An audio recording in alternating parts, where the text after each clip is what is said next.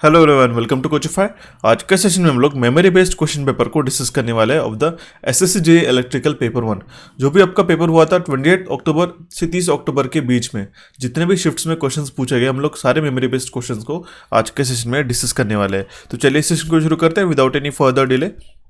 देखिए, एक मैंने सेशन ऑलरेडी ले चुका हूँ मैं, जो हमने जस्ट 28 अक्टूबर को ही लिया था, जिससे मेमोरी फर्स्ट शिफ्ट कंप्लीट हुई थी। उसमें हमने एक रफली कौन से क्वेश्चंस पूछे गए थे वो हमने ऑलरेडी डिस्कस करा है चैनल पे। उसको जाके देखिए, अगर आपने नहीं देखे होंगे तो वो भी आपको एक ब्रीफ आइडिया बता देगा कि कौन से questions technical as well as non technical sections में से पूछे गए थे। बट आज के सेशन में हम लोग प्योरली टेक्निकल के क्वेश्चंस को डिस्कस करने वाले। तो सबसे पहले हम लोग 28 अक्टूबर 2020 को जो क्वेश्चन पूछे गए थे सारे शिफ्ट्स में हम लोग डिस्कस करने वाले। ओके, यहाँ पे हम लोग ऑप्शंस को रिकॉल नहीं कर पाएंगे, क्योंकि एग्जैक्ट ऑप्शंस को रिकॉल हम लोग तब कर पाएंगे जब एसएससी आपको ऑफिशियल आंसर की रिलीज करेंगे, तब जब हम लोग कंप्लीट पूरा पेपर 200 क्वेश्चंस का डिस्कस करेंगे। ठीक है, बट अभी हम लोग जितने क्वेश्चंस हमसे कलेक्ट कर पाए मेमोरी बेस्ड क्वेश्चंस, मैं आपको इसलिए इस सेशन को थोड़ा सा टाइम लग गया, 1-2 दिन ज़्यादा हो चुके हैं। ठीक है, बिफोर प्रोमिसिंग डेट। तो बट फिर भी मैं आपको प्रोवाइड करा रहा हूँ कि जो भी क्वेश्चंस मैंने कलेक्ट किया है मेमोरी बेस्ड क्वेश्चंस, वो टू द पॉइंट है और एक्यूरेट क्वेश्चंस है। ठीक है, और उसमें से जो भी क्वेश्चंस लेफ्ट आउट हुए, अगर आपको वो याद आते हैं तो आपकी शिफ्ट में, तो प्लीज़ इस कमेंट बॉक्स में कमेंट करेगा, मैं एक कंबाइंड पीडीएफ आपको प्रोवाइड करा दूंगा। ठीक है, सबसे पहला क्वेश्चन क्या है, what is the power delivered by the source. देखिए, काफी सिंपल से क्वेश्चन मैं बता दूं, दोनों भी शिफ्ट में जो भी आपका पेपर हुआ है उसमें जो भी हमने क्वेश्चंस कराए थे सुपर एमसीक्यू सीरीज में, और अभी हमने एसएससी जेईई के स्पेशल सेशन में जो भी कराए, उसमें से ऑलमोस्ट 60 to 70 क्वेश्चंस मुझे एज इट इज देखने को मिले। मैं 60 to 70 इसलिए कह रहा हूँ क्योंकि हमने जो भी कंसेप्ट डिस्कस किया है उसमें से भी क्वेश्चंस आपको देखने को मिले। देखिए, उसका ही एक एग्जाम्पल है, जिससे सेम क्वेश्चन आपको एग्जामिनेशन पूछा गया था। यहाँ पे क्या एक सर्किट है, पावर डिलीवर्ड कितना हुआ सोर्स से, ये हमें फाइंड आउट करना था। ठीक है, सीधा सीधा इसका कैलकुलेशन था, 6 ohms और 12 ohms यहाँ पे सीरीज में कनेक्ट है, तो उनको हम लोग एडिशन कर लेते। ठीक है, तो कितना हो जाएगा 18 ohms, करेक्ट। और 18 और ये पैरेलल हो जाएगा 9 ohms के इसमें। ठीक है, इसका इक्विवेलेंट रेजिस्टेंस हम लोग निकालते हैं, वो हो जाएगा हमारा 6 ohm का। ठीक है, और यहाँ पे करंट सोर्स है और आपको पता है पावर डिलीवर्ड, दैट मीन्स यहाँ पे पावर ड्रॉप कितना होगा सर्किट के अंदर, वो होगा हमारा I² R लॉस। ओके, आई कितना है हमारा 30 × 10⁻³ का होल स्क्वायर इंटू I²। ये करंट सोर्स है, यहाँ पे ये करंट सोर्स इस सर्किट को पावर प्रोवाइड कर रहा है। ठीक है, और यहाँ पे रेजिस्टेंस कितना है, इक्विवेलेंट रेजिस्टेंस, दैट मीन्स इस कंप्लीट रेजिस्टेंस का इक्विवेलेंट रेजिस्टेंस हमने निकाल लिया 6 ohms का। ठीक है, 6 ohms का, करेक्ट। तो यहाँ पे हमारा जो पावर डिलीवर्ड बाय सोर्स होगा वो होगा 5.4। अगर इसको सॉल्व कर लेते तो 5.4 मिलीवाट। ओके, 5.4 मिलीवाट ये इसका करेक्ट आंसर था। अगर आपने इसको अटेम्प्ट किया होगा तो आप इसको क्रॉस चेक भी कर सकते हो। ठीक है, सो अभी हम लोग बढ़ते हैं हमारे नेक्स्ट क्वेश्चन की ओर। ये भी क्वेश्चन काफ़ी आसान सा क्वेश्चन है। ठीक है, मैंने जो स्टार्टिंग के सेशन लिए थे उसमें मैंने आपको बताया था एंगुलर फ्रीक्वेंसी ओमेगा क्या होता है, वो होता है 2πf। एक फॉर्मूले से आपको ये क्वेश्चन आ जाता होगा। ठीक है, काफ़ी सिंपल सा था, काफ़ी स्टूडेंट्स ने इसको अप्रोच भी किया।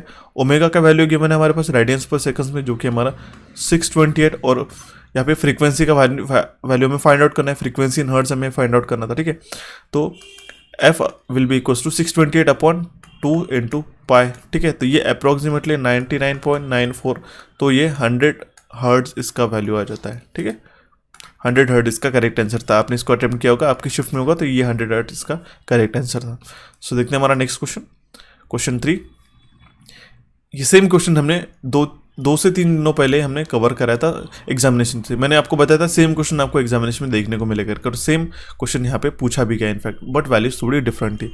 If 2 inductors are the same, that is उसकी जो वैल्यूज है 2 इंडक्टर्स की, L है। ठीक है, उसका K जो है वो है 0.4, M है म्यूचुअल इंडक्टेंस से वो 10 मिली हेनरी, तो हमें L का वैल्यू फाइंड आउट करना था। तो मैंने आपको काफ़ी बार बताया था M is equals to coefficient of coupling into √L1 into L2। ठीक है, ये L1 और L2 का वैल्यू सेम है L। ठीक है, तो M क्या हो जाएगा, M will be equals to K times of L, correct. तो L का वैल्यू हमें फाइंड आउट करना था, तो L will be equals to M का वैल्यू कितना, 10 मिली हेनरी अपॉन K का 0.4, तो ये हो जाएगा 25 मिली हेनरी। ये इसका करेक्ट आंसर था। ओके, 25 मिली हेनरी इसका करेक्ट आंसर था। सिंपल सा क्वेश्चन था by the way. So the next question is same question मैंने आपको बताया था, इसमें 2 इक्वेशंस बनते हैं। ठीक है, क्वेश्चन हम लोग पहले पढ़ लेते। अगर हमारे पास एक इंडक्टर है 15 मिली हेनरी का, और उसमें एडिटिव और सब्सट्रैक्टिव पोलैरिटी में दोनों भी इसमें इंडक्टर्स को कनेक्ट कर दिए गए। ठीक है, तो एक L1 का वैल्यू है, समझ लो इस एडिटिव वैल्यू में L1 इज 15 मिली हेनरी। ठीक है, और ये L2 का है, यह वैल्यू हमें फाइंड आउट करना था, L2 का ही वैल्यू हमें फाइंड आउट करना था, ठीक है। तो इसका अगर एडिटिव में आता है 70 मिली हेनरी का, ठीक है, ये वैल्यूज़ आप एक बार क्रॉस चेक कर सकते हैं, लेकिन क्वेश्चन सेम पूछा गया था, ठीक है। और एक बार सब्सट्रैक्टिव पोलैरिटी में इसका जो वैल्यू आ रहा है वो आ रहा है हमारा 30 मिली हेनरी, सेम मैंने आपको कवर कराया था ये क्वेश्चन, ठीक है। तो इसमें उस केस में L1 का वैल्यू तो सेम ही है, बट L2 का वैल्यू हमें फाइंड आउट करना था, करेक्ट। तो उसमें अगर आपके एडिटिव इक्विवेलेंट सर्किट है तो उस केस में जो L इक्विवेलेंट आता है, L इक्विवेलेंट वो होता है हमारा L1 plus L2 plus twice of M, correct. तो L इक्विवेलेंट कितना है हमारा 70, L1 का वैल्यू है 15 plus L2 plus twice of M, ये तो हो गया फर्स्ट इक्वेशन, ओके। अभी हम लोग नेक्स्ट इक्वेशन देखते हैं। नेक्स्ट इक्वेशन सब्सट्रैक्टिव पोलैरिटी के लिए आएगा इसके लिए, ठीक है। तो उस केस में L इक्विवेलेंट क्या हो जाएगा, L1 plus L2 minus of twice of, यहाँ पे माइनस ऑफ ट्वाइस M था, ठीक है। तो उसका इक्वेशन क्या बनेगा, 30 is equal to 15 plus L2 minus of twice M, okay. ये सेकंड इक्वेशन। अब अगर इसको आप दोनों इक्वेशन को सॉल्व कर लेते हैं, ठीक है, यहाँ पे सिर्फ ट्वाइस में कैंसिल हो जाएगा, सिर्फ डायरेक्टली हमें L2 का वैल्यू फाइंड आउट करना है, जो कि आ गया हमारा 35 मिली हेनरी का, ठीक है। तो इस केस में ये 35 मिली हेनरी का इंडक्टेंस हो जाएगा, ठीक है। काफ़ी सिंपल सा क्वेश्चन था। सो the next question is question number 5।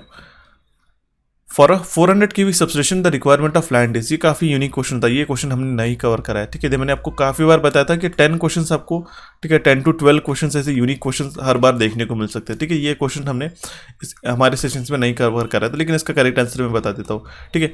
तो 400 kV सबस्टेशन के लिए लैंड रिक्वायरमेंट की जरूरत रहती है, वो रहती है 50 एकर्स की।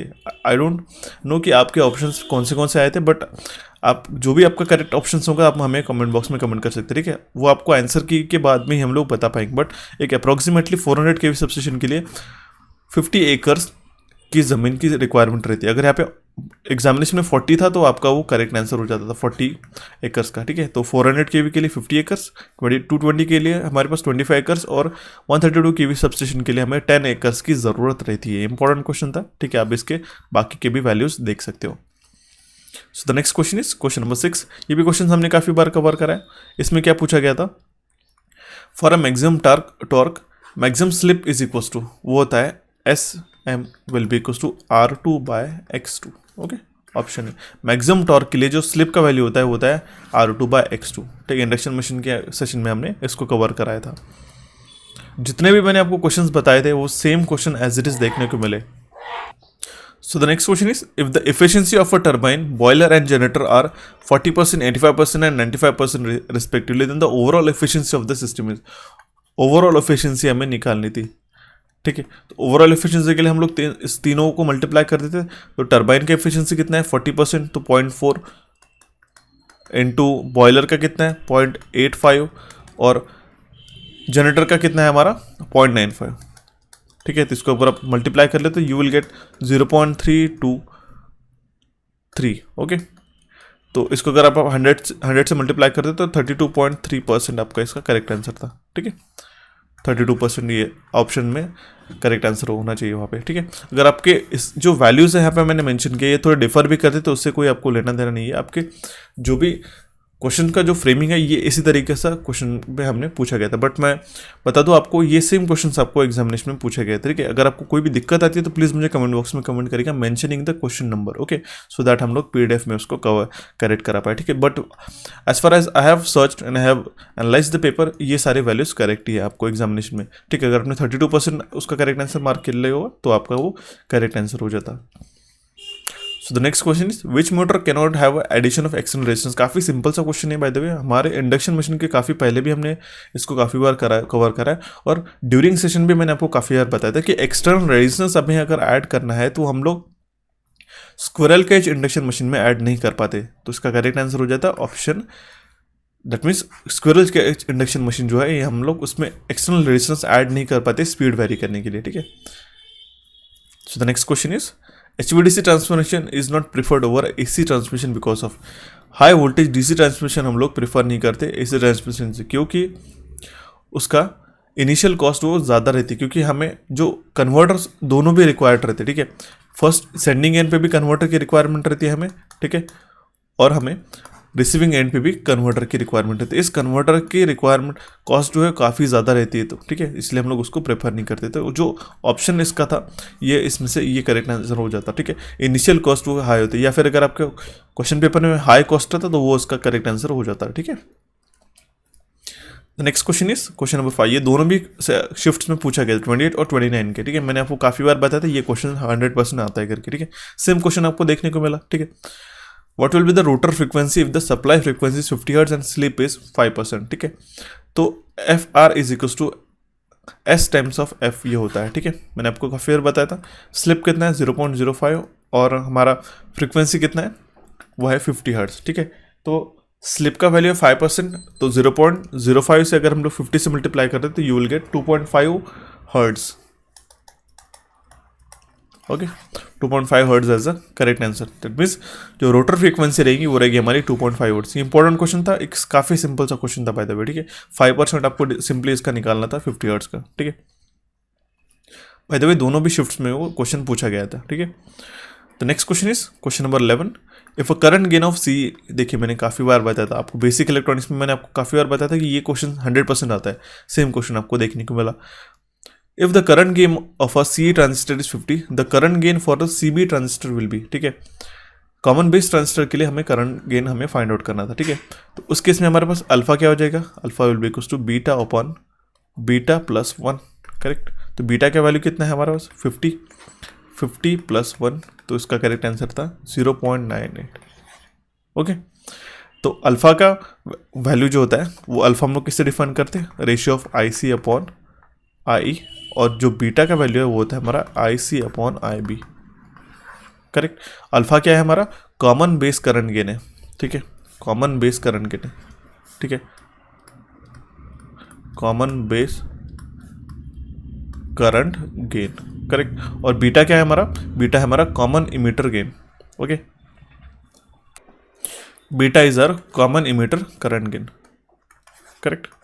दैट मीन्स हमारे पास बीटा का वैल्यू गिवन था, सी ट्रांजिस्टर का करंट गेन 50 का, वो हमने वैल्यू सब्स्टिट्यूट कर दी इस फॉर्मूला में, ओके। अगर आपको कुछ इस तरीके से पूछा जाता बीटा का वैल्यू फाइंड आउट करना, तो बीटा का फॉर्मूला क्या हो जाता, अल्फा अपॉन 1 माइनस अल्फा।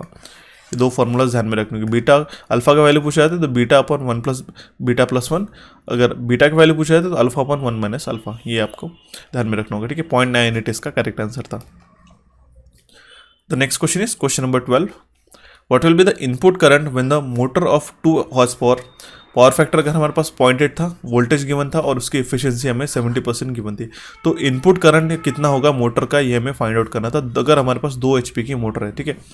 तो एफिशिएंसी हमें क्या होता है, एफिशिएंसी होता है हमारा P out upon P in, correct. तो पी इन क्या हो जाएगा हमारा इनपुट पावर, वो हो जाएगा हमारा P out upon efficiency. But यहाँ पे हमें पी आउट का जो वैल्यू गिवन है वो हॉर्स पावर में गिवन है, तो 1 HP is equal to what is 746, तो 2 HP will be equal to 1492, correct. 1492 watt 2 horse power, that means ये हमारे पास पावर आउटपुट मिल गया, ठीक है। 1492 वैट अपॉन एफिशिएंसी कितना है 70%, इसको 100 से डिवाइड कर देते तो 0.70 आ जाएगा, ठीक है। तो इसका जो वैल्यू आ जाएगा हमारे पास पी इन का, ओके, वो आ जाएगा हमारे पास 2131, ठीक है। ये अप्रॉक्सीमेट वैल्यूज है।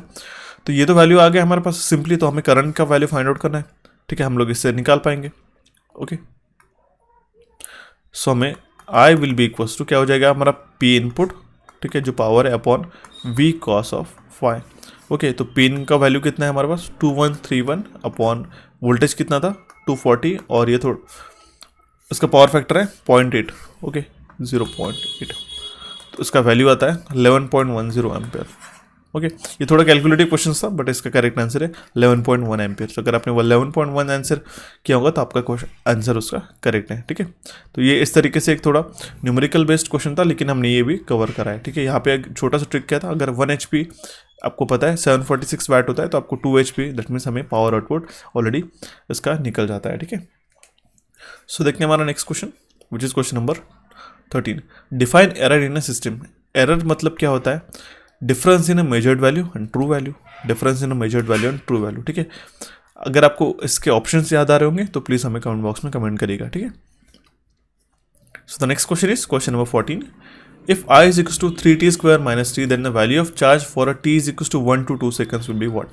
अगर I का वैल्यू है 3t square minus t, ये मैथमेटिकल बेस्ड क्वेश्चन था, then the value of charge for a t, तो हमारा चार्ज का वैल्यू कितना होगा जब हमारा टाइम चेंज होगा फ्रॉम 1 सेकेंड्स टू 2 सेकेंड्स, ठीक है। तो I ऑफ t का वैल्यू कितना है, वो है हमारे पास 3t स्क्वायर माइनस टी, ठीक है।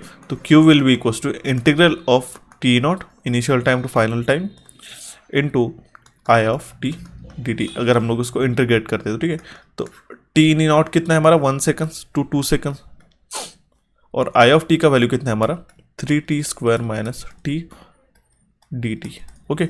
इंटीग्रल ऑफ 3t स्क्वायर कितना हो जाएगा t क्यूब अपॉन 3, तो और ये जो 3 है इसका मल्टीप्लिकेशन में ये कैंसिल हो जाएगा, correct.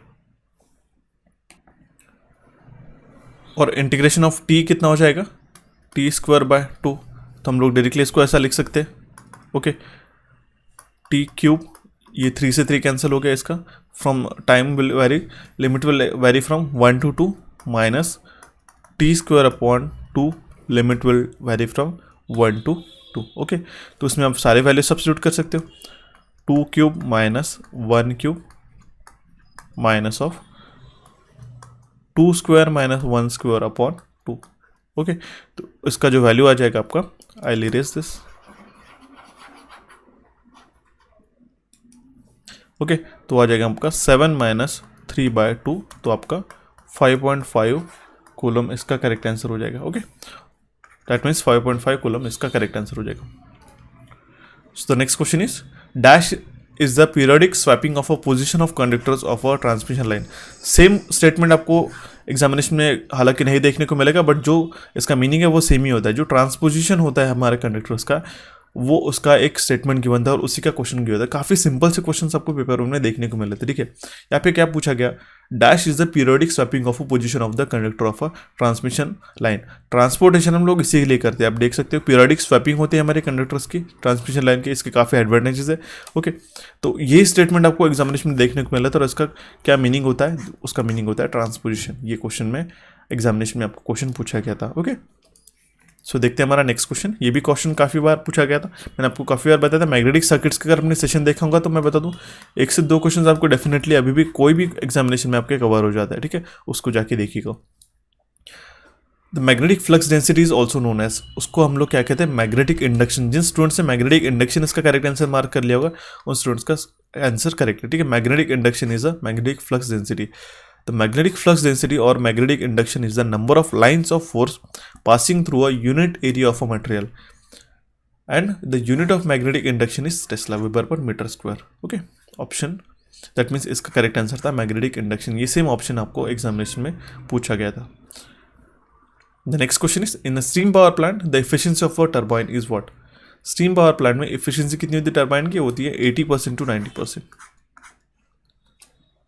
The next question is question number 18, what is फेरेंटी effect. मैंने आपको काफ़ी बार बताया था पावर सिस्टम, ठीक है। काफ़ी बेसिक का क्वेश्चन था, मुझे लगा नहीं था इतने बेसिक्स के भी क्वेश्चन आपको एग्जामिनेशन में देखने को मिले थे। बट हालांकि एक कंसिडर अगर हम लोग करेंगे पेपर 1 का जो लेवल रहता है, मैंने आपको काफ़ी बार बताया था, बट हमने उससे काफ़ी बियॉन्ड भी हमने डिफिकल्ट लेवल के क्वेश्चन ऑलरेडी सेशंस में कवर कराए, ठीक है। बट आपने देख रहे हो मैंने आपको काफ़ी बार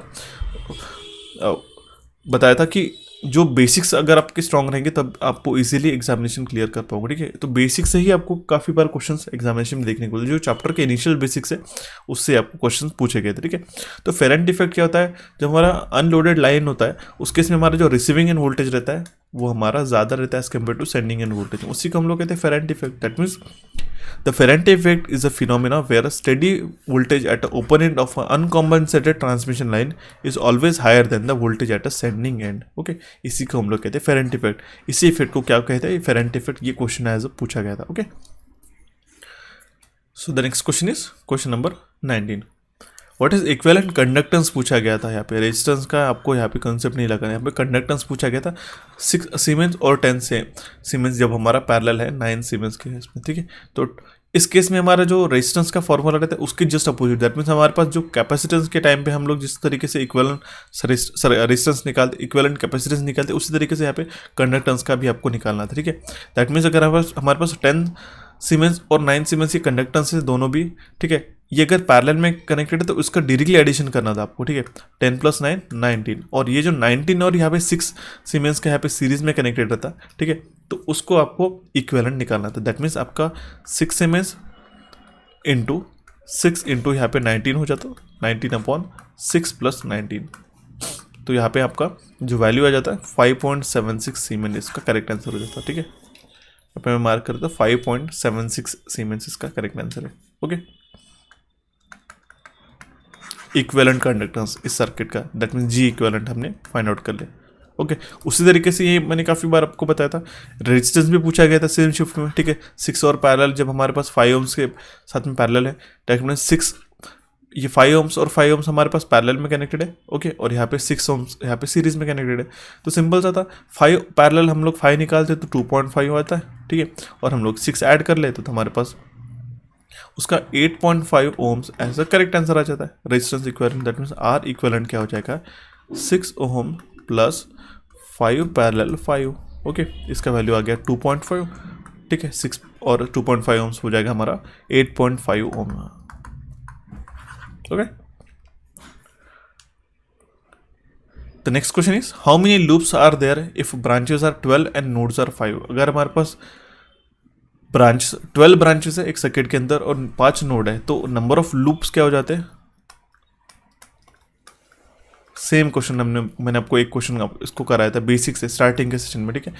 b-n-1, ओके, तो बी हमारे क्या है ब्रांचेस है, लेकिन 12 माइनस नंबर ऑफ नोड्स कितना है हमारे पास 5 - 1, ओके, तो ये हो जाएगा हमारा 8। इसका करेक्ट आंसर था 8, ओके। हमारे पास 8 लूप्स रहेंगे अगर हमारे पास 12 ब्रांचेस है और 5 यहाँ पे नोड्स है तो, okay. So the next question is question number 22। Reluctivity is analogous to, मैंने आपको काफ़ी बार बताया था एनालॉजी जो रहती है मैग्नेटिक और इलेक्ट्रिक सर्किट्स के, मैंने अभी आपको बताया था 1 से 2 क्वेश्चन आपको मैग्नेटिक सर्किट्स के ऊपर क्वेश्चन में देखने को मिलते हैं। हमारे सेशन है मैग्नेटिक सर्किट्स का थियोरेटिकल प्लस उसके एमसीक्यू बेस्ड, उसको जाके देखिएगा, आपके सारे डाउट्स जो है मैग्नेटिक सर्किट और इलेक्ट्रिक सर्किट्स के वो क्लियर हो जाएंगे, ठीक है। रिलेक्टिविटी एनालॉगस होती है हमारी स्पेसिफिक रेजिस्टेंस के साथ में, ठीक है। जैसे रेजिस्टेंस रहता है हमारा सर्किट के अंदर, वैसे रिलेक्टिविटी रहती है जो अपोज करते हैं मैग्नेटिक फ्लक्सेस को, ठीक है, फ्लो होने से। तो ये इसका करेक्ट आंसर था option, that means specific resistance is analogous to the reluctivity, okay. In nominal T representation the shunt capacitance में भी, तो शंट कैपेसिटेंस जो रहता है वो हमारा कॉन्सेंट्रेशन रहता है centre of the transmission line पे, ठीक है। That means it is concentrated in the centre of the transmission line, ठीक है। ये इसका करेक्ट आंसर हो जाता है। आई होप आपको सेम क्वेश्चन आपने इसका मार्क किया होगा, ठीक है। तो ये इसका जो ऑप्शन था वो करेक्ट आंसर हो जाता है, ठीक है। इसका जो मीनिंग है वो सेम ही आता है, बट उसका जो स्ट्रक्चरल फ्रेमिंग है सेंटेंस का वो थोड़ा डिफरेंट हो सकता है, बट लेकिन नॉमिनल टी मेथड जो है यहाँ पे हमें पूछी गई थी। The next question is question number 24। Which instrument is use to measure the thermocouples. यहाँ पे आपके पास 4 ऑप्शन गिवन होंगे, ठीक है, बट इसका करेक्ट आंसर मैं बता दूं, टेम्परेचर मेजरमेंट के लिए हम लोग थर्मोकपल यूज़ करते हैं, ठीक है। ये इसका करेक्ट आंसर हो जाता है। अगर आपने ये ऑप्शन मार्क करके आएंगे तो आपका आंसर करेक्ट है definitely. Next question is question number 25। How much voltage can be withstand by a pin type of insulator. Same मैंने आपको काफ़ी बार बताया था, ये करके जाना का 2 से 3 बार हमने ये सेशन क्वेश्चन कवर कराया, ठीक है। पिन टाइप ऑफ इंसुलेटर की मैक्सिमम बेरिंग स्ट्रेंथ कितनी रहती है, वो रहती है 33 kV, ओके। 33 kV इसका मैक्सिमम स्ट्रेंथ रहता है। The next question is mechanical force develop by magnetic field. ये हमारे पास दोनों भी शिफ्ट में क्वेश्चन पूछा गया था, दोनों भी शिफ्ट में सेम एज इट इज, ठीक है। तो उस केस में क्या होता है, मैकेनिकल फोर्स जो रहता है हमारा वो रहता है F = BIL × sin थीटा, ठीक है। तो यहाँ पे ये अगर आपने ऑप्शन टिक किया होगा तो उसका करेक्ट आंसर, तो बी क्या होता है हमारा, बी होता है मैग्नेटिक फ्लक्स डेंसिटी। आई क्या होता है हमारा, वो होता है करंट। एल जो होता है हमारा लेंथ, ठीक है। तो mechanical force develop by magnetic field is BIL sin theta, okay. ये इसका करेक्ट आंसर है। दोनों भी शिफ्ट में 28 और 29 के शिफ्ट में ये क्वेश्चन पूछा गया था same. The next question is question number 27। What is the maximum speed of alternator when supplied by 60 hertz frequency. Maximum speed के लिए हमारे पास जो पोल है वो नंबर ऑफ पोल्स जो कब से मिनिमम होनी चाहिए, तो पोल जो है हमारा 1 हो नहीं सकता, तो पोल्स हमारे कितने रहते हैं मिनिमम, वो रहते हैं हमारे पास 2, ओके। एक सिंपल सा कंसेप्ट मैंने उसी दिन बताया था, NS = 120 F/P। ये कंसेप्ट पे आपको 2 से 3 क्वेश्चन पूछे गए थे, ठीक है। हर एक शिफ्ट में। तो हमारे पास फ्रीक्वेंसी कितना है 60 हर्ट्ज है, 120 इंटू 60 अपॉन पी कितना है हमारे पास, मिनिमम 2 रहेंगे, ठीक है। 60 into 60 will be 3600 RPM। 3600 RPM हमारी मैक्सिमम स्पीड रह सकती है अल्टरनेटर की जब हम लोग उसको 60 हर्ट्ज पे सप्लाई करेंगे। ओके, तो ऑप्शन दैट मीन्स 3600 RPM इसका स्पीड था, ये इसका करेक्ट आंसर था, ठीक है। The next question is question number 28। In RLC series circuit, the selectivity is defined as the ratio of resonant frequency and bandwidth। ठीक है, ये इंपॉर्टेंट क्वेश्चन था। Selectivity is defined as the ratio of resonant frequency and bandwidth. Same question मैंने आपको कहा था selectivity का, ठीक है। The next question is question number 29। ये काफ़ी इंपॉर्टेंट है, मैंने आपको 2 से 3 सेशन में इलेक्ट्रॉनिक्स के सेशन में आपको कवर कर रहे थे। जो बेसिक्स से हमने कुछ ही दिनों पहले किया था उसमें मैंने आपको बताया था जो डोपिंग रहती है, डिफरेंट टाइप की डोपिंग्स रहती है एन टाइप में और पी टाइप में, तो हम लोग कौन से उसमें इम्प्योरिटीज ऐड करते हैं उसके ऊपर एक क्वेश्चन था। सेम क्वेश्चन आपको देखने को मिला था, ठीक है। जिन स्टूडेंट्स ने मेरी बात ध्यान से सुनी होंगे उन्होंने ये इसका करेक्ट आंसर मार्क करके होंगे, ठीक है। तो जो पी टाइप ऑफ सेमीकंडक्टर से हम लोग इम्प्योरिटी ऐड करते हैं तो उसका करेक्ट आंसर था ऑप्शन दैट मीन्स बोरॉन अगर हम लोग ऐड करते हैं तो पी टाइप ऑफ सेमीकंडक्टर्स हम लोग फॉर्म कर पाएंगे। तो अभी भी आप इसको ध्यान में रख सकते हो, ठीक है। पी टाइप ऑफ एक्सेप्टर में रहता है होल्स और एन टाइप हम लोग उसको कहते हैं डोनर टाइप ऑफ इम्प्योरिटीज, ठीक है। तो उसमें मेजॉरिटी रहता है होल्स का पी टाइप में और इसमें इलेक्ट्रॉन्स में रहता है एन टाइप में। ओके, तो जो एग्जाम्पल्स है वो आप इसको ध्यान में रखिएगा, ये 100% एग्जामिनेशन में पूछे जाते हैं, हर एग्जामिनेशन में।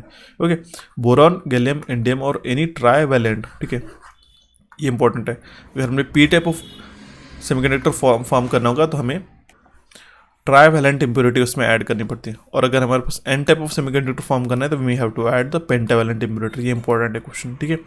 और arsenic, antimony, phosphorus are the impurities for N type of semiconductor, ठीक है। तो इसका करेक्ट आंसर था option that means boron. Okay, boron अगर आपने सिलेक्ट करके आएंगे तो आपका आंसर डेफिनेटली करेक्ट है, ठीक है। ये इंपॉर्टेंट चार्ट है, इसको ध्यान से पढ़ के जाना होगा।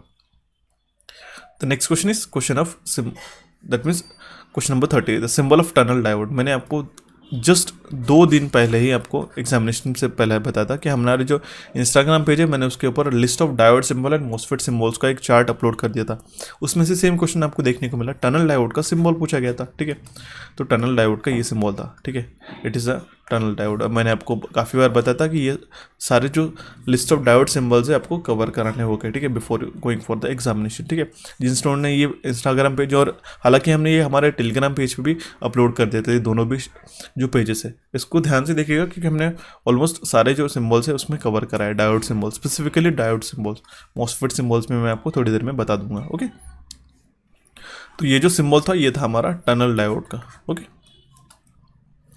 The next question is question number 31।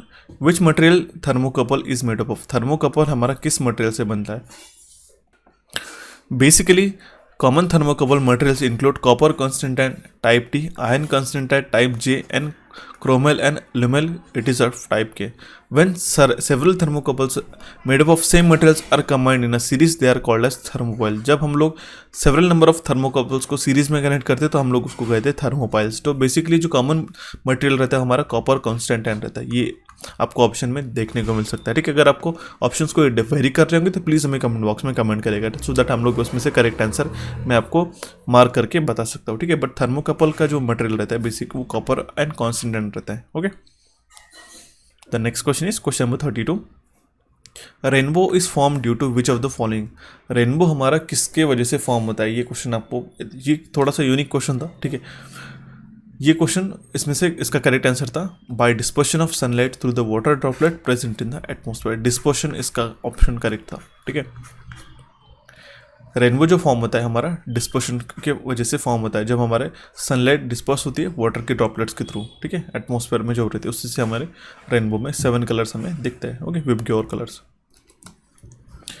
For which type of wave form RMS value, ये इंपॉर्टेंट क्वेश्चन मैं आपको काफ़ी बार बताया था, ये क्वेश्चन डेफिनेटली एग्जामिनेशन में आता है, करेक्ट। सेम क्वेश्चन आपको देखने को मिला फॉर RMS वैल्यू ऑफ, ठीक है, कौन से टाइप ऑफ वेव फॉर्म के लिए RMS वैल्यू और एवरेज वैल्यू सेम रहती है, तो वो हमारी स्क्वायर वेव फॉर्म के लिए रहती है, ठीक है।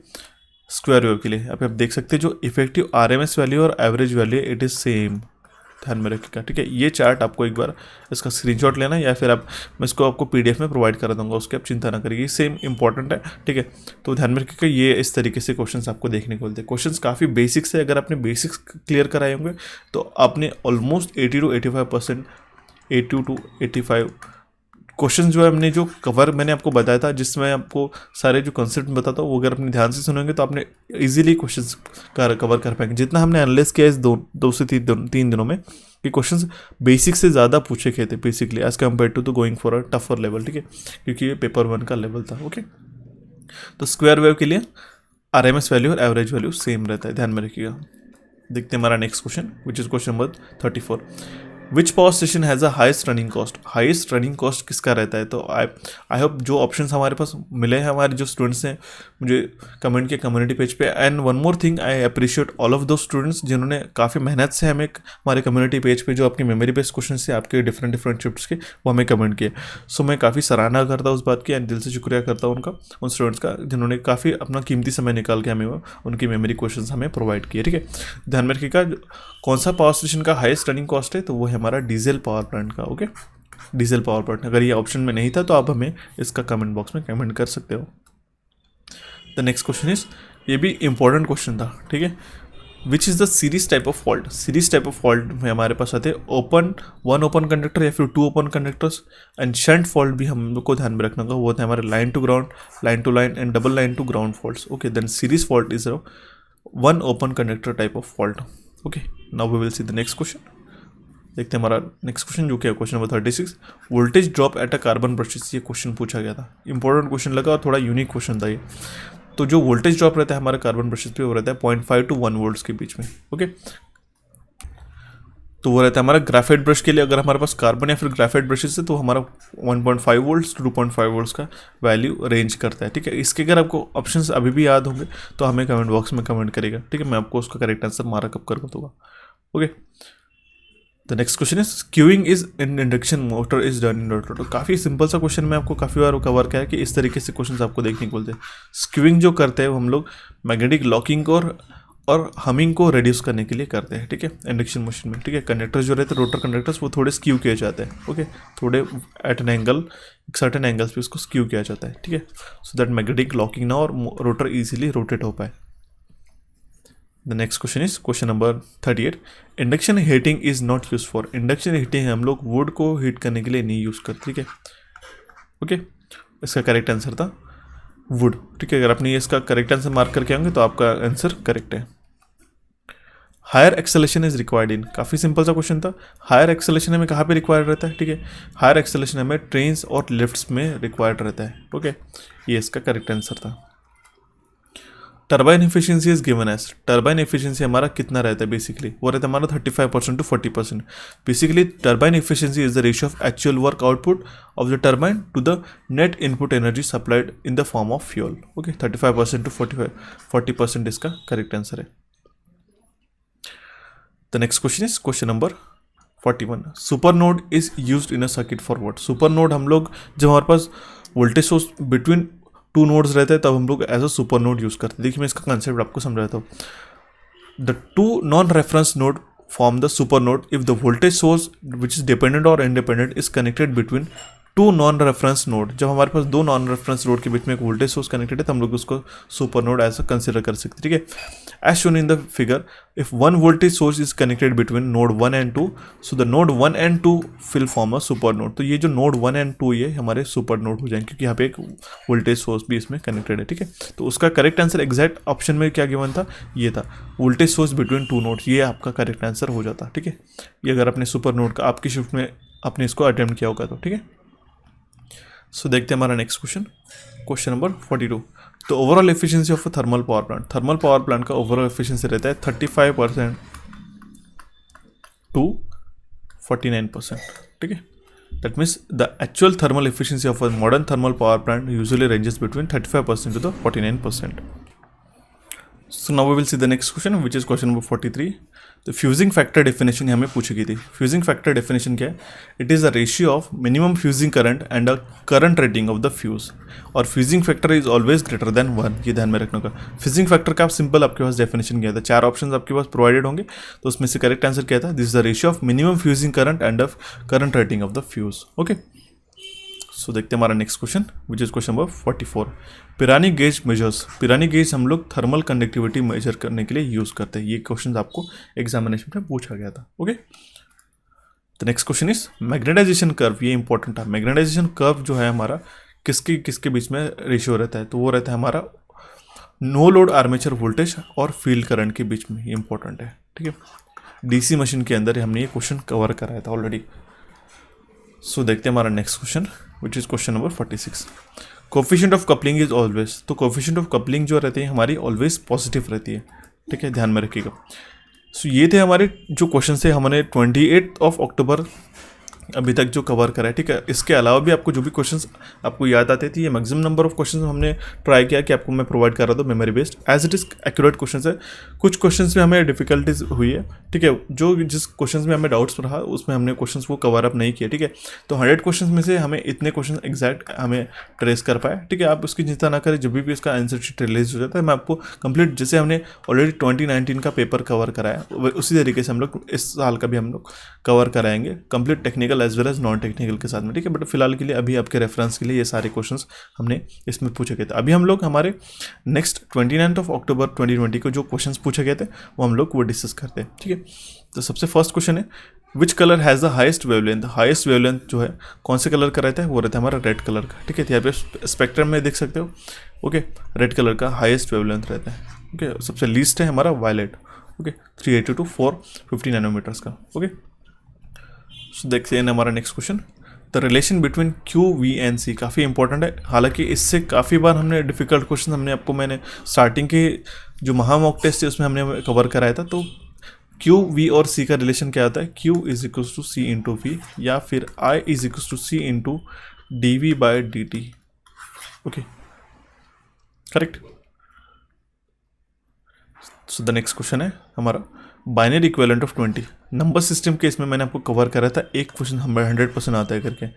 हमारे चैनल कोचिफाई पे आप देख सकते हो कि हमने जो hexadecimal to binary, binary to octal, वो सारे कन्वर्जन आपको मैंने कवर कराया। तो बाइनरी इक्विवेलेंट क्या होता है 20 का? वो रहता है हमारा 10100 टू द बेस 2। बाइनरी का बेस कितना होता है? 2 होता है, ठीक है।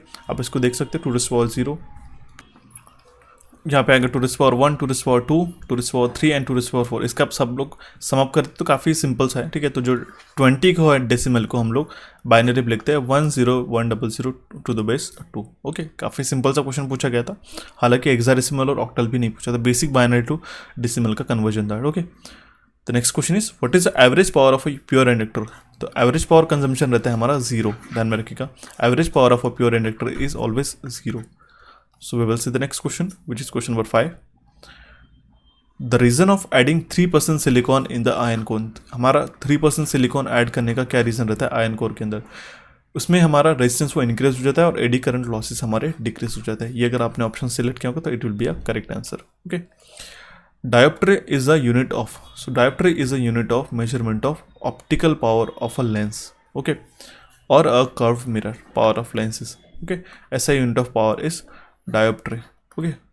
ये इसका करेक्ट आंसर था। ये काफ़ी यूनिक क्वेश्चन था, ये हमने कवर नहीं कराया, ठीक है। ये क्वेश्चन आपको एग्जामिनेशन में देखने को मिला था, थोड़ा यूनिक क्वेश्चन था, एसएससी ने इस बार पूछ लिया। The next question is question number 7। In order to increase the range of voltmeter, हम लोग वोल्ट मीटर की रेंज को बढ़ाने के लिए क्या करते हैं? एक हाई वैल्यू ऑफ रेजिस्टेंस हम लोग सीरीज में कनेक्ट करते हैं, okay. That means high value of resistance हम लोग सीरीज में कनेक्ट करते हैं। ये सिंपल सा क्वेश्चन है, मेजरमेंट्स में आपको काफ़ी बार कवर करा है, वोल्ट मीटर और एमीटर की हम लोग रेंज कैसे एक्सटेंड करते करके, ठीक है। आई होप आपने इसका करेक्ट आंसर मार्क कर लिया होगा, ठीक है। जिन स्टूडेंट्स से मेरे सारे सेशंस देख लिए होंगे अभी तक जो हमने सुपर एमसी की सीरीज से कवर करा है, उन स्टूडेंट्स ने काफ़ी नंबर ऑफ क्वेश्चन एग्जैक्ट अपने कवर कराएंगे और उसी तरीके से रिस्पॉन्स भी मुझे मिल रहा है। काफ़ी सारे स्टूडेंट्स ने मुझे कमेंट किया कि हमने जो भी पढ़ा है, जो भी डिस्कस किया है, वो same as it is examination में पूछा गया था करके, okay. So we will see the next question which is question number 8. Number of parallel path required for a wave wound DC machine is, number of parallel path for a wave wound DC machine is 2. Okay. और lap winding के लिए जो parallel path रहते हैं, number of poles रहते हैं, ठीक है, ये भी आपको ध्यान में रखना होगा। Okay okay, so the next question is, if a 15 volt AC is supplied to a circuit having an impedance of 3 plus J4 ohms, then find the current flowing through it। ये इंपॉर्टेंट क्वेश्चन था, ठीक है। AC circuits में हमने ये same question cover करा है, ठीक है। इसकी वैल्यूज थोड़ी डिफरेंट हो सकती है, ठीक है। अगर हमारे पास एक 15 वोल्ट का AC सप्लाई है सर्किट के अंदर, ठीक है, जिसका इम्पिडेंस है 3 plus 4 J4 ohms, तो हमें करंट कितना फ्लो हो रहा है हमें फाइंड आउट करना था। तो सबसे पहले हम लोग Z का वैल्यू निकाल लेते हैं। Z का वैल्यू हो जाएगा 3 plus J4, ओके, तो वो हो जाएगा हमारा under root of 3 square plus 4 square. तो डेट मीन्स हमारा Z का क्या हो जाएगा, 3 square plus 4 square at an angle of tan inverse of 4/3, correct. तो इसका वैल्यू हम लोग फाइंड आउट कर लेते हैं। ओके, तो 3 स्क्वायर प्लस 4 स्क्वायर कितना हो जाएगा, 9 प्लस 16 25 का अंडर रूट कितना होता है 5 और tan इनवर्स ऑफ 4/3 कितना होता है 53.03 डिग्री ओम्स, क्योंकि ये हो गया हमारा Z का वैल्यू। तो I का वैल्यू हम लोग सिंपली निकाल पाएंगे, तो हो जाएगा हमारा वोल्टेज कितना है 15 अपॉन इम्पिडेंस जो हमने निकाल लिया वो हो गया हमारा 5 at an angle of 53.03, okay. तो हो जाएगा हमारा 3 एट एन एंगल ऑफ -53.03, ठीक है, एम्पियर। आई होप आपका ये क्वेश्चन समझ में आया होगा। सो देखते हैं हमारा next question, which is question number 10। If a 3-phase induction motor runs at 950 RPM at full load then what will be the maximum number of poles required to rotate the machines to nearest synchronous speed। ठीक है, nearest synchronous speed पे हमें machine rotate होने के लिए कितने number of poles की requirement है। अगर हमारे पास 3-phase इंडक्शन मशीन है जो रन हो रहा है 950 RPM पे, ठीक है, फुल लोड पे, तो हमें क्वेश्चन में यही पूछा गया था, what will be the maximum number of poles required to rotate the machine to the nearest synchronous speed. Nearest synchronous speed कितनी होगी हमारे पास 1000 RPM, करेक्ट। और फ्रीक्वेंसी हमारी कितने 50 हर्ट्ज है इंडिया की। तो P हो जाएगा हमारा 120 इंटू F/NS। मैंने काफ़ी बार बताया था, इस फॉर्मूला के बेस्ड क्वेश्चंस हमेशा पूछे जाते हैं। 120 इंटू F कितना है 50 अपॉन NS का वैल्यू कितना है 1000, करेक्ट। तो 6 नंबर ऑफ पोल्स की हमें रिक्वायरमेंट रहती है, ओके। 6 नंबर ऑफ पोल्स की हमें रिक्वायरमेंट रहती है इस वैल्यू की स्पीड के लिए, okay. So the next question is question number 11। What is the relation of power factor in terms of active power and complex power. ये इंपॉर्टेंट क्वेश्चन था, ठीक है। पावर ट्रायंगल में मैंने आपको सेम क्वेश्चन कवर कराया था, ठीक है। जितने भी क्वेश्चंस हमने डिस्कस किए, सेशंस हमने डिस्कस किए, सारे सेशंस को मिलाते हुए आपके कंप्लीट क्वेश्चन इसमें से कवर अप हो जाते हैं, ठीक है। तो पावर फैक्टर क्या होता है हमारा, ठीक है, that is it is a ratio of, या फिर अगर हम लोग इस तरीके से रेशियो निकालते हैं, ठीक है, P/Q। तो एक्टिव पावर क्या होता है VI cos ऑफ फाई, ठीक है, एंड रिएक्टिव पावर क्या होता है VI sin ऑफ फाई, ठीक है। तो VI से VI कैंसिल हो जाएगा। तो जो रेशियो पूछा गया था रिलेशन वो इस तरीके से पूछा गया था, ठीक है। तो cos ऑफ फाई क्या हो जाएगा हमारा P/Q into sine of phi, okay. ये एग्जैक्ट रेशियो यहाँ पे आपको एग्जामिनेशन में पूछा गया था। अगर आपने ये करेक्ट करके मार्क करके आओगे तो it will be a correct answer for you, okay. So the next question, same question आपको KCL KVL में पूछा गया था, मैंने आपको बताया था, बट ये काफ़ी बेसिक सा क्वेश्चन उन्होंने पूछ लिया। जो रिलेशन है इसमें करंट से, जो KCL अगर हम लोग लगाते हैं तो summation of incoming current is equal to summation of outgoing current हो जाता है, ठीक है। यहाँ पे I1 I4 इनकमिंग है, I3 I5 और I2 आर आउटगोइंग करंट, ठीक है। तो उसका जो रिलेशन हो जाता वो जाता I1 plus I4 is equal to I2 plus I3 plus I5, okay. ये इसका करेक्ट आंसर था according to the KCL। So the next question is question number 13। What is Lenz's law. Lenz's law क्या होता है मैंने आपको काफ़ी बार बताया था, जिसको वो प्रोड्यूस करता है उसी को वो अपोज करता है, ठीक है। अगर हम लोग इंग्लिश में इसको डिफाइन करेंगे, Lenz's law state that an induced electric current flows in direction such that the current opposes the change that induced, जिसने इसे इंड्यूस्ड किया उस करंट को उसी को वो अपोजिट करता है उसके खुद की मैग्नेटिक फील्ड प्रोड्यूस करके। यही हमें लेंजेज लॉ बताते हैं, काफ़ी इंपॉर्टेंट लॉ है ये, okay. The next question is question number 14।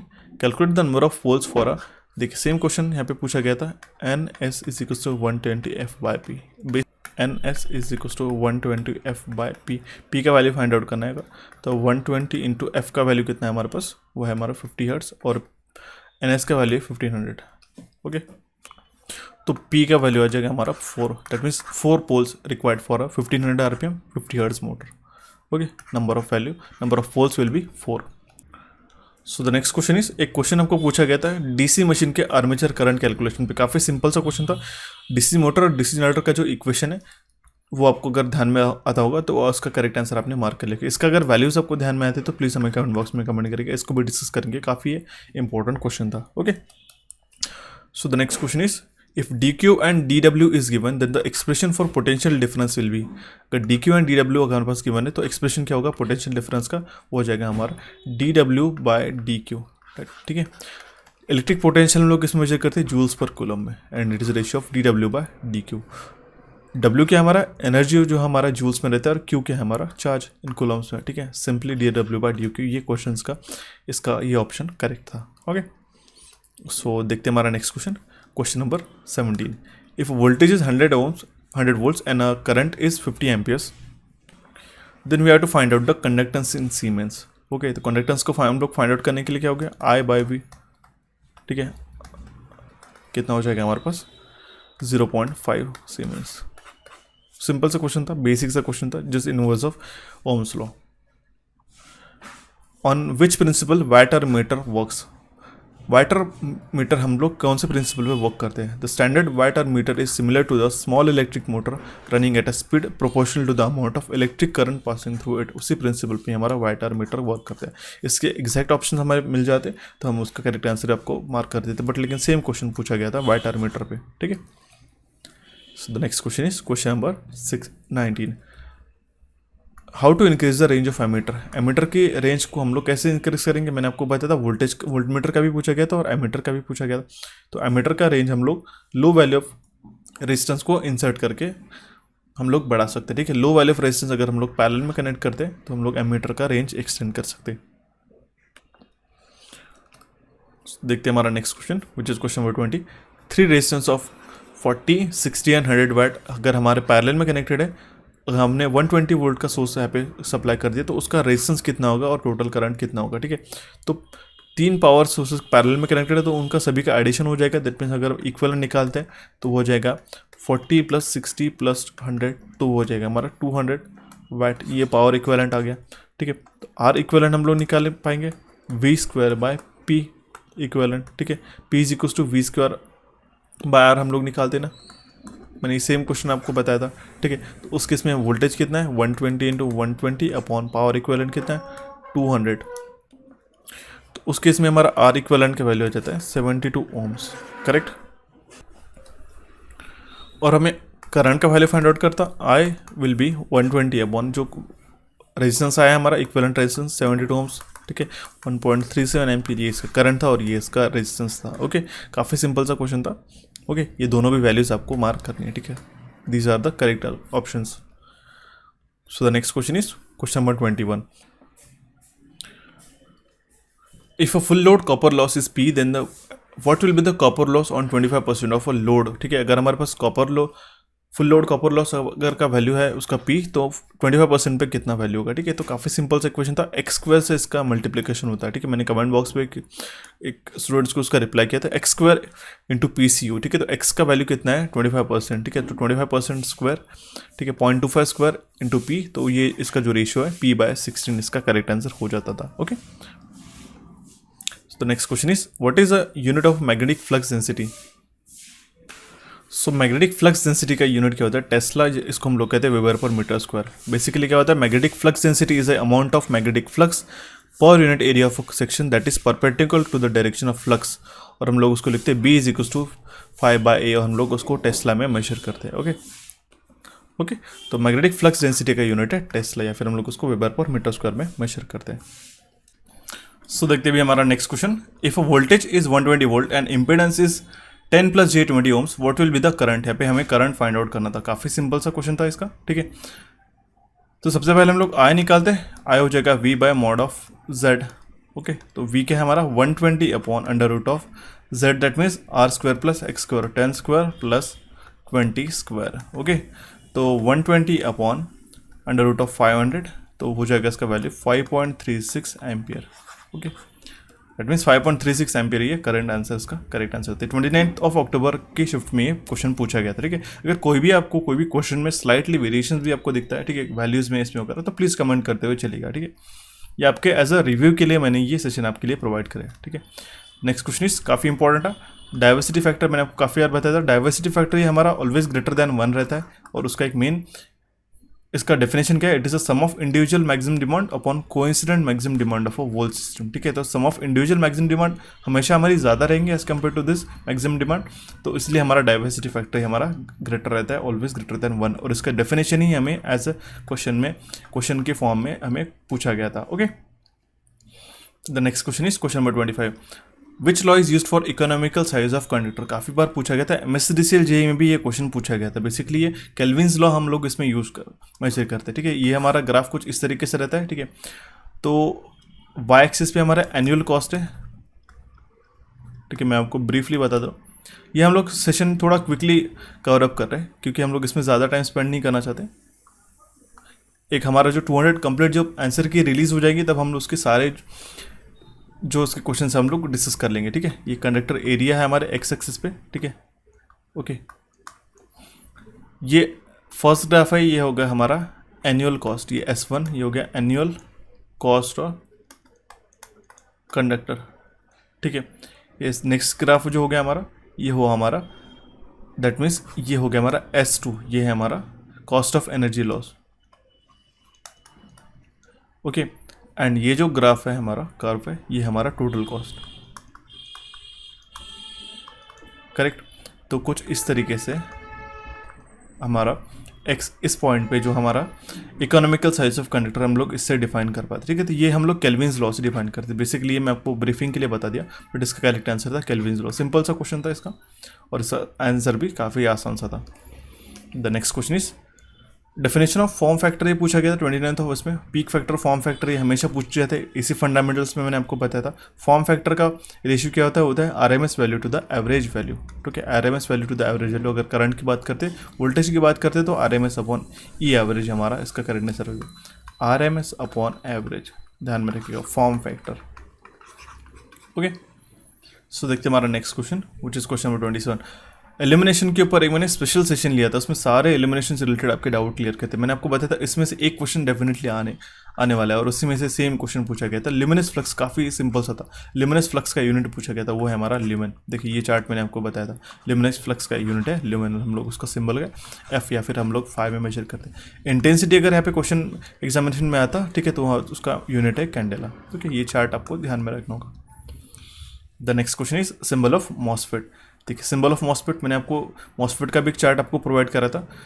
ये है हमारा symbol of MOSFET, N channel MOSFET और P चैनल मॉसफेट पे। ये हमने हमारे इंस्टाग्राम के पेज पे ऑलरेडी अपलोड करा था। इसमें सारे जो मॉसफेट, IGBT और फेट के सिम्बल्स हैं हमने उसमें इंक्लूड करा है, ठीक है। इसका रिजोल्यूशन अभी आपको ये सारे क्लियर नहीं दिख रहे होंगे, तो आप इसको हमारे टेलीग्राम पेज पे जो मैंने इसको अपलोड कर दिया उसको जाके जूम करके जाके देख सकते हो। सारे चीज़ें मैंने क्लियर और टू द पॉइंट इसमें अपलोड की है, ओके। तो सिंबल ऑफ मॉसफेट आपको एक क्वेश्चन पूछा गया था, correct. The next question is peak factor का रेशियो। एक ही सेशन में पीक फैक्टर और फॉर्म फैक्टर का वैल्यूज पूछ लिया, IM अपॉन IRMS, ठीक है। फॉर्म फैक्टर का हमने क्या रेशियो देखा था, फॉर्म फैक्टर का दिखा था RMS अपॉन एवरेज, और पीक फैक्टर का क्या है maximum upon RMS, okay. That means IM upon IRMS, ये पीक फैक्टर का रेशियो है। What is the average value of formula of half wave bridge rectifier. Half wave bridge rectifier, आप में से स्टूडेंट्स ने मुझे एक क्वेश्चन कमेंट किया, तो उसका वैल्यू होता है twice of VM by pi. Important, average value of half wave bridge rectifier का वैल्यू है twice of VM by pi. Luminous intensity का डेफिनेशन क्या है, ये एग्जामिनेशन में क्वेश्चन पूछा गया था। तो इसका जो स्ट्रक्चर है, फ्रेमिंग जो मैंने आंसर लिया है आपको, वो थोड़ा डिफरेंट हो सकता है, लेकिन ये लिमिनस इंटेंसिटी का डेफिनेशन आपको क्वेश्चन एग्जामिनेशन में पूछा गया था। Luminous intensity is a measure of wavelength of a weighted power emitted by a light source in a particular direction per unit solid angle, ठीक है। इसी को हम लोग कहते हैं luminous intensity। It is light emitted towards a specific direction within given. ये specific direction में इतना लाइट इमिट हो रहा है, इसी को हम लोग कहते हैं luminous intensity। luminance that means जितना लाइट फॉल हो रहा है, और luminance दैट मीन्स हम लोग जितना लाइट हमें रिफ्लेक्ट हो रहा है। इसके यूनिट्स है, ये चार्ट आपको इससे समझ में आ जाएंगे, ठीक है। ल्यूमिनस फ्लक्स मतलब टोटल लाइट कितनी इमिट हो रही है सारे डायरेक्शन में, ठीक है। इंटेंसिटी मतलब पर्टिकुलर इसमें, ल्यूमिनेंस मतलब कितना सरफेस पे आ रहा है, और ल्यूमिनेंस मतलब कितना रिफ्लेक्ट हो रहा है, ओके। ये सारी चीज़ें मैंने ऑलरेडी कवर कराई हमारे एलिमिनेशन के सेशन में, okay. Which meter is use to measure only, which meter is use to measure only for measurement of AC voltage, AC ही हम लोग मेजर कर पाएंगे, तो वो है हमारा इंडक्शन टाइप। इसके जो ऑप्शन है आप मुझे प्लीज़ कमेंट बॉक्स में कमेंट करिएगा, ठीक है, क्योंकि इसके ऑप्शन मुझे लग रहा है कि वेरी हो रहा है, ठीक है। तो इंडक्शन टाइप इसका करेक्ट आंसर था, ठीक है। तो आप देख सकते हो induction is measurement of, it is suitable for measurement of AC current, voltage and power, okay. उसमें type of control spring control रहता है और एडी करंट डैम्पिंग हम उसमें यूज़ करते हैं। ये चार्ट आपको ध्यान से देखना होगा, okay. The next question is question number 33, what is incorrect in a fossil fuels. Incorrect क्या है फॉसिल फ्यूल से, ये जो ऑप्शन है आप मुझे प्लीज़ कमेंट बॉक्स में कमेंट करेंगे, सारे टू द पॉइंट है, ठीक है। अगर इसमें कोई भी दिक्कत आती है तो प्लीज़ मेरे कमेंट बॉक्स में कमेंट करेंगे। ये ऑप्शन इसमें कुछ वेरी होंगे तो वो भी हम आपको हमें बताना। तो इसमें से अगर इनकरेक्ट है तो वो है हमारा ऑप्शन सी, क्योंकि फॉसिल फ्यूल तो हमारे डिप्लेट होने वाला है और उसको पोल्यूशन भी ज़्यादा रहता है और मेंटेनेंस कॉस्ट भी ज़्यादा रहती है, ठीक है। तो इसका करेक्ट इनकरेक्ट स्टेटमेंट हो जाएगा ऑप्शन सी, ठीक है। इसमें कुछ अगर आपको इश्यू लगता है तो प्लीज़ मुझे कमेंट बॉक्स में कमेंट करें, क्योंकि ऑप्शन के अकॉर्डिंग इसका स्टेटमेंट का आंसर भी चेंज हो जाता है, ठीक है। ये बात आपको ध्यान में रखिएगा, नोट कर देता हूँ यहाँ पे।